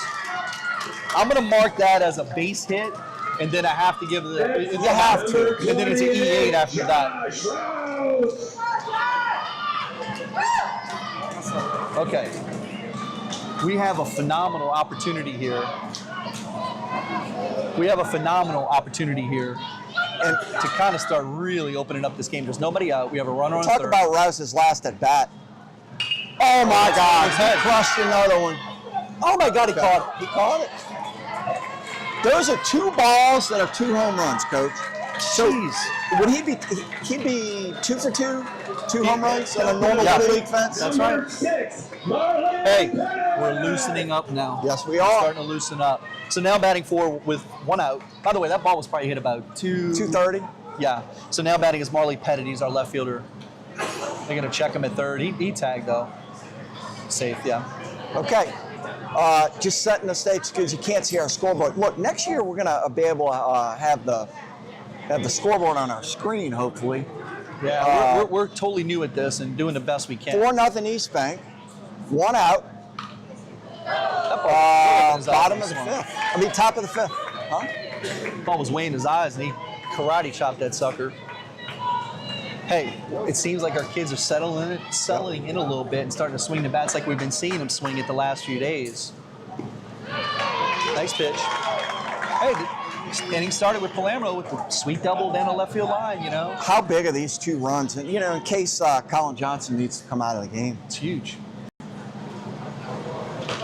And you know what it does is it gives Coach Leday a little bit of leeway to maybe throw a guy that's a strike thrower and maybe not one of our top 3 guys to get through this game to where we could save, you know, we're going to start Cristiano in the second game, okay? Unless something crazy happens in this game and he needs to come in the game. But if this plays out, we're going to start Cristiano in the second game. And then you would like to have the kid up the bat, Marley, in relief. And honestly, I don't know who their other guy is. It may be Bartlett, I guess, or maybe it's Rouse. I'm not sure. Well, Rouse is definitely in the mix. Yeah. So I don't know if it's Bartlett or Rouse. I don't know who they would go to at that And point. Rouse had tremendous success against Ascension Parish in the district. Okay, so we got a 3-2 count, 1 out. Marley Pettit's up to bat. All right, Marley, way to put the ball in play. 2 outs. Nice play by the third baseman. He's on his toes, comes against the ball, doesn't wait back for it. Blaze Marquis. Okay, so with 2 outs here in the top of the 5th inning, Blaze Marquis is coming up the bat. Well, Todd? You know, my heart's beating a little less right now, but I'm still nervous, Coach, until we record that last out. Hey, this kid pitching Cantro, he's got a great curveball. Spots the ball really well. Good pitcher. Smart pitcher. Oh, Just missed that. yeah. Got to get that bat head through on that inside pitch. All right, 1-2 count, 2 outs. Eastbank, 2 runs in this inning to give us a 4-0 lead. Huge 2 runs. Started with Palermo's double down the left field line. It's close. I tell you, man, his zone is tight. 2-2 count.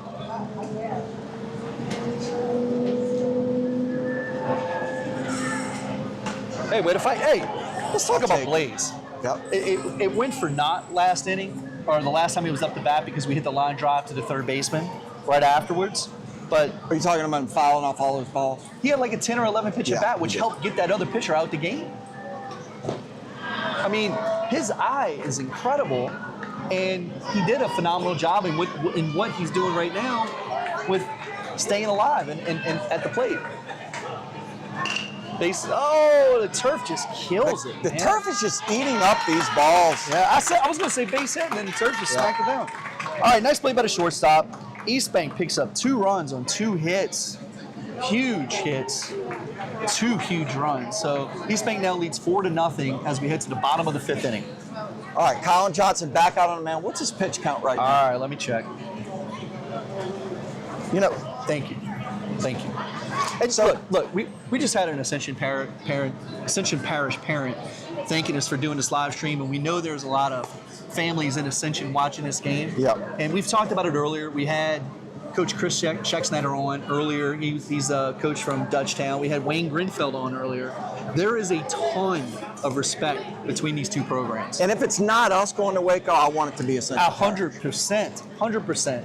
And there's a ton of respect between these two programs. And look, we're not only battling it out now in Little League baseball, but these kids are going to battle it out in high school. Yep. You know, and look, the fans get along great. There's absolutely no issues. Just ultimate respect. Look, it is a fiery competition between us. Yes. But there's mutual respect that goes really, really deep between the two programs. And when that hasn't always been the case with other programs when you get into heated battles. Well, when we started, when you had us going against South Lake Charles, and they acted like Barb High School, it was difficult playing against those guys. It was. Not the kids' fault, but well, it's what they taught, and it was just it made it really uncomfortable. Leading off the bottom of the fifth for AP is Kellen Wilkinson. He's a left fielder that's played an outstanding game out there, Todd. Okay, Colin Johnson, we're at 74, so this is probably going to be it for him. And then old Scotty Boy's going to have to make a decision on what he's going to do with the relief. All right, hopefully you can get two. I mean, if you're lucky, you can get through this inning, but hopefully two batters. Yeah, hopefully, somehow luckily through this inning, but you can't have any hiccups. And so far, there's no hiccups.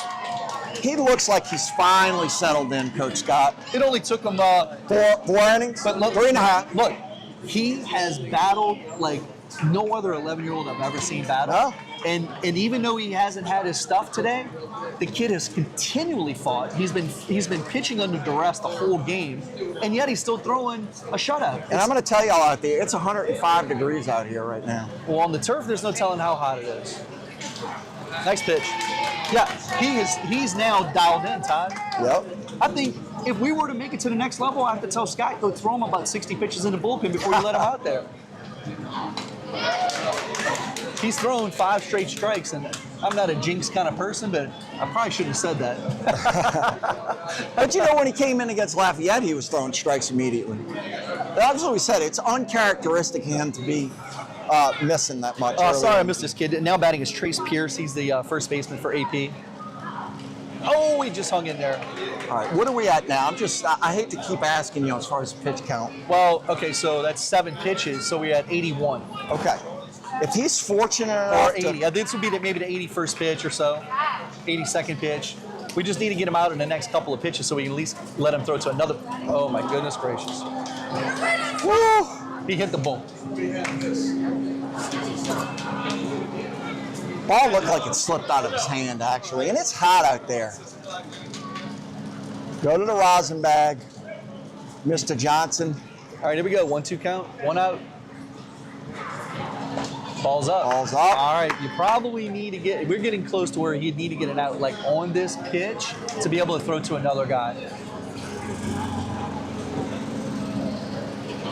There it is.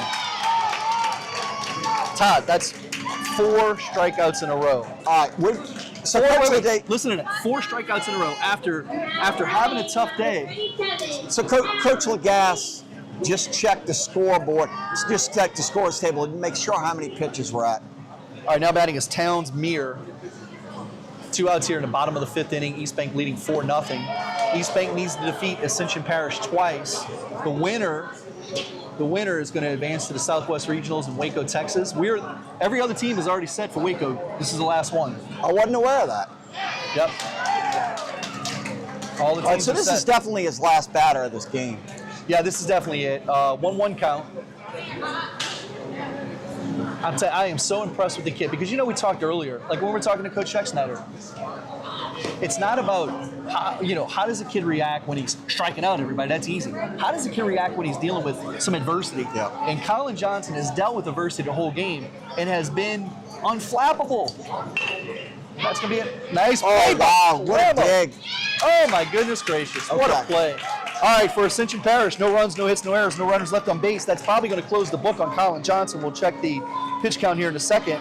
But after 5 innings of play, Eastbank Little League 4, Ascension Parish 0. All right, let me see where he's at. Now, this isn't the official one. This is an Eastbank one. Yeah, this isn't the official one. I'm looking at Eastbank's, and 87. So he's definitely done. Okay. So let's see. They've got. All right, here's the perfect example of what I was talking about earlier. Ascension has up their 10, 11, 12 hole.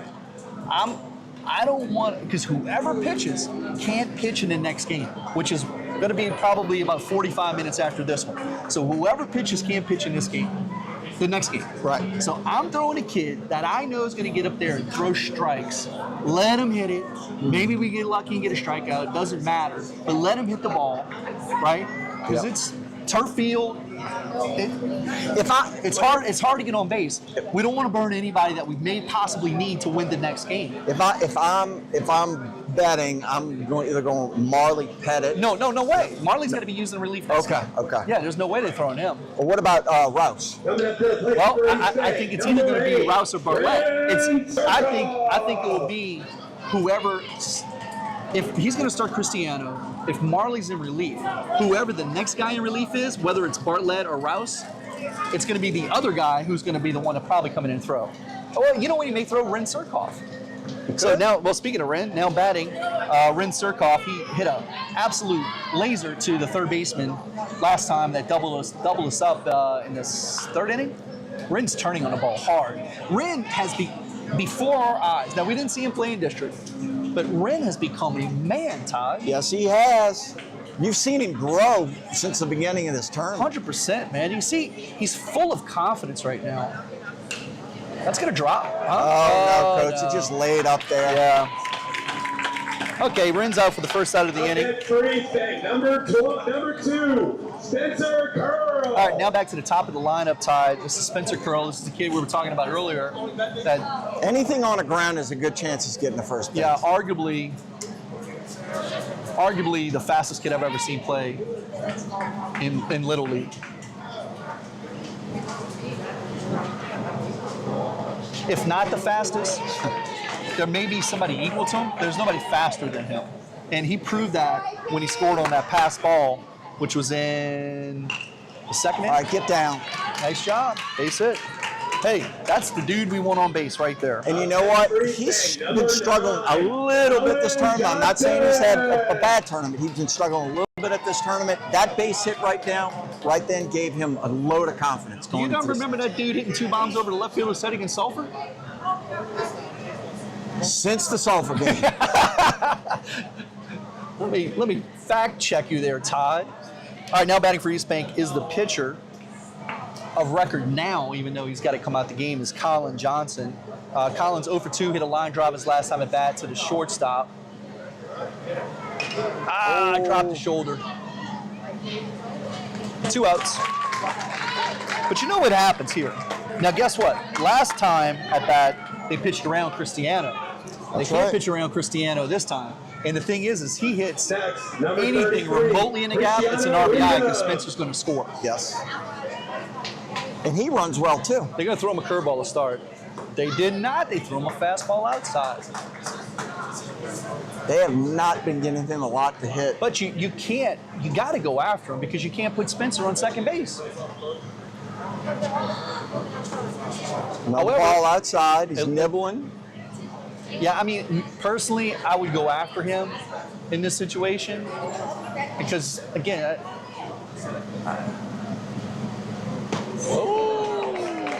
curveball inside. Nice pitch. So we got a 2-1 count, 2 outs. We're in the top of the 6th inning. Eastbank's leading 4-0. Ball all down. Yeah, close. A good pitch, but just a little bit down. 3-1 count. 2 outs. So stressful, Todd. Oh! All right, he hit that one a ton, too. Oh my God! Oh my God! Ball, what is that? 260? 260. It's unbelievable. Oh my God! I thought that ball had no shot. Okay, I know it was going over the outfielder's head, but I didn't think it had a shot. Todd, that's opposite field. We've had incredible hitters come through. Look, Reese Roussel breaks a Little League record at the World Series with 17 hits. This kid, what he's done the last 3 games is unbelievable. You still want to pitch to him, Coach? That was a terrible idea by their coach. That's unbelievable. All right, 2 RBI home run, incredible. Now batting Charlie Bartlett, third baseman for Eastbank. You know what? It makes Scott's decision now Easy. that much easier. Yep. Now you can go to your 5th or 6th guy. It's unbelievable. Todd, we've been playing the state tournament here at this field since 2021. It's too big. It's too big. It's just too big. It's 230 down the lines. It's 253 in center field.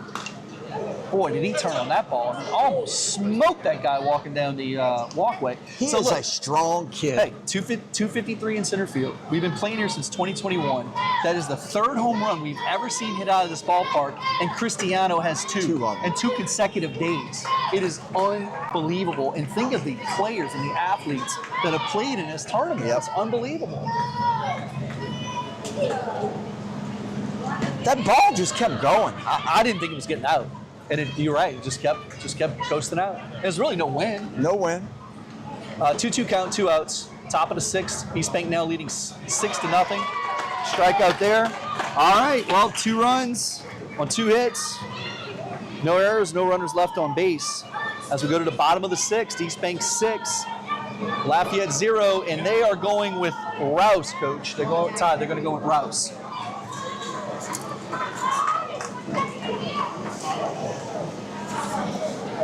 Well, that was one of my guesses, going with Rouse. Strike thrower. I believe he started out the tournament this weekend in the first game on Friday.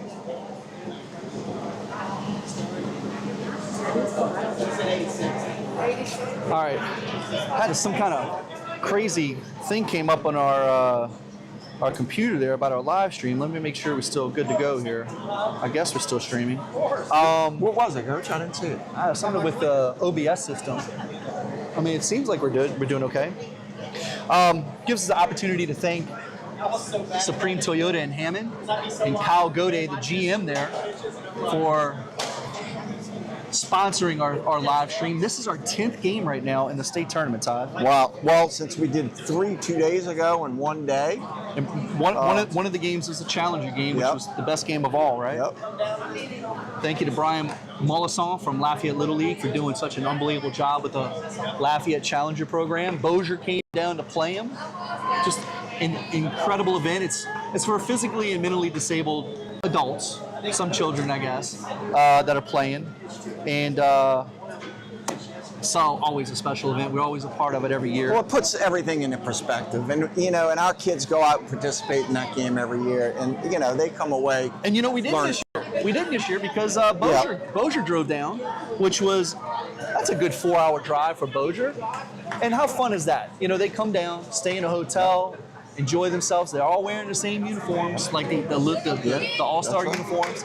And Brian Melanson was telling us a story about how they went up to Williamsport in 2011, which was the same year Lafayette Little League was there playing in the World Series. Oh, wow. I didn't realize that was the same year. Isn't that crazy? That's really neat. How awesome is that? I lost my pen.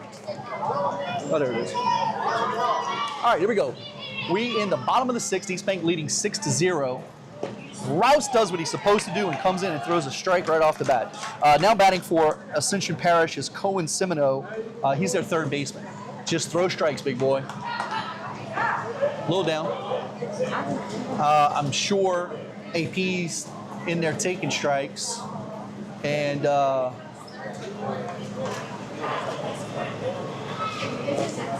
strike 2. Rouse threw. AP had to beat us twice in district. After we beat AP 2-1, AP came back in the tournament. Then they had to beat us twice. And Josh started that game. I'm not sure how far he went. Strike 3. Wow. Nice pitch. I'm not sure how long he went in that game. AP ended up scoring 2 runs in the bottom of the 6th to beat us 6-5, which brought it to the final game. Yep. And we ended up beating them 1-0. 1-0. Cristiano threw a complete game shutout. And Cristiano will be starting the next game if we can get 2 more outs. Little overthrow right there, in my opinion. Throw strikes, buddy. Under Throw to control. contact. Yep, under control. We're Now up batting 6-0. for AP is Kaysen Roussel. Nope. Well, 2 more outs. And we got what we asked for. Let's get down to it, see what happens. One game, winner take all. But you know what? If we win this game, this would be our third win against them, and they've only beaten us once. So I'm going to talk to Wayne Greenfield. I think we should go. I don't think we should play the next game. I think we should advance based off of that. I mean, it's only fair, right? Yeah. Because if we were playing the best out of 5, it'd be over. Oh. I'm going to see where Wayne's at. There he is. I don't think he's going to give you that. Let's go, Matthew! All right, base on balls is what we don't want. Now batting is Matthew Bamber. He's their center fielder. It is currently 5:30 here, Central Time in Lafayette. Strike one. Our 11s are playing for the state championship. The game starts at 6. They're playing Lafayette. How beautiful would it be to get the 11s and the 12s state title? And by the way, for everybody watching around the country, we've got 4 11-year-olds on this 11 and 12-year-old team that you're watching. 4.